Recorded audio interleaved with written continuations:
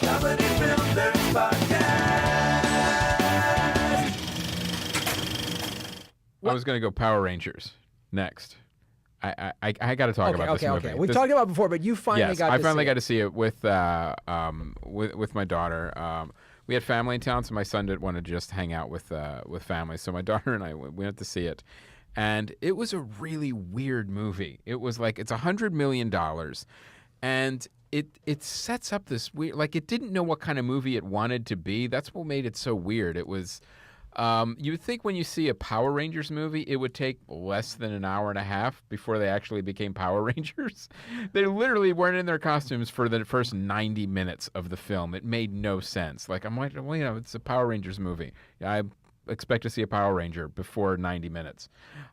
Because the way it sets itself up like the Breakfast Club. It's a bunch of misfit high school kids, but it gets deep into their characters. So I thought, well, that's interesting. Maybe they're going to make it a little more serious with these characters and actually give them time to develop. And then when they all come together, that's where they're going to learn teamwork and all that stuff.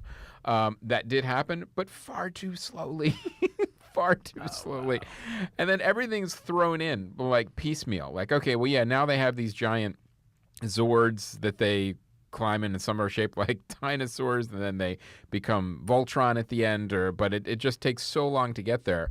But then you have people like Bryan Cranston in the movie, who is really hamming it up. He's like just a computer graphic face that moves around, and but he's acting like he's in Breaking Bad, against all these teenagers that can barely deliver a line.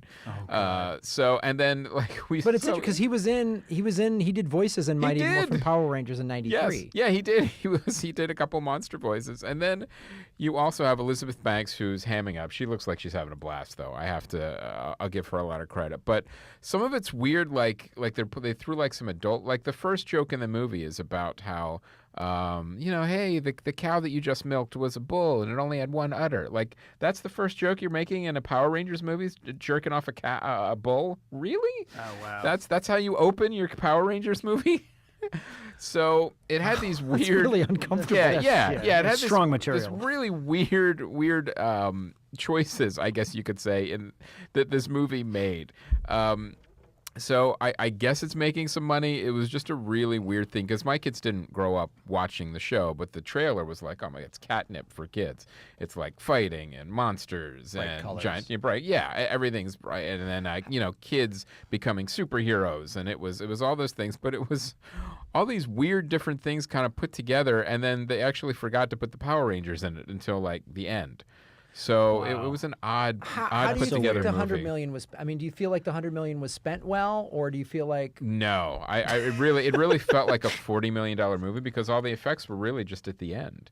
Because it took so long for them to actually get into costume and get into the giant, robot things. And I'm actually picturing it like the Breakfast Club, and then just like the last 10 minutes they get into costume. Yeah, that's kind of what it was like. Yeah. Instead of that horrible dance sequence in Breakfast Club, they just then they finally got their armor. That was it. That was kind of how it ended. So it was a really weird. A movie made a lot of weird choices, I have to say. So it's definitely worth a look just to see like. Are you sure that's what you should have done in this movie? I don't know. It's interesting because they've had this sort of, they keep calling it Sabans, and the release date was supposed to be July 26th, July of 2016, so last year, and then they moved it to March, and the theory was to give it room to grow. So I'm curious, like, has it? Was that a smart, would have got swallowed up last summer with all the big budget movies that come out in July? And so was this the smart play? Because right now I think it was because there's not a crappy big budget effects driven movie out right now. So it fills that gap, whereas the summer is just wall to wall and back to back. So because it came out a couple weeks ago, because there was 2-3 weeks before Fast 8 came out. Yes, and this I'll tell you, we had to see it at the second run theater, and after 2-3 weeks, so it's not. I don't think it's doing that great. So it definitely helped it by not being swallowed up by the summer, but at the same time, this is a huge franchise. You have some stars, and you've got all these cool things you could have put in this movie. I'm not sure why the choices were made that were made. Well, yeah, it's interesting because it had a March 24th release date, and as we said, the budget was $100 million. The opening weekend it only did 40, but up until And that's what the budget looked like about. So right I guess, now it says, well, according to IMDb, it's done $80 million as of April 14th. What? But that's just U.S. Right. So it's probably going probably to made its money back. it's probably going to clean up overseas. Yeah, it definitely will make its money back. It was just one of those weird things where this is a huge franchise, and it was the opposite of what Fast and Furious did. Right. We're not messing with this at all. We know exactly what this is. Where this just went in these odd, weird, different directions. Do you think there was some sort of like, let's maybe reboot it, but not like? That's what it felt like. It felt like conflicting visions all kind of getting put together in one movie. Like, no, well, let's give the characters some depth, and we'll show these characters, and maybe we'll start a franchise. And there was somebody else who said, no, just show the Zords.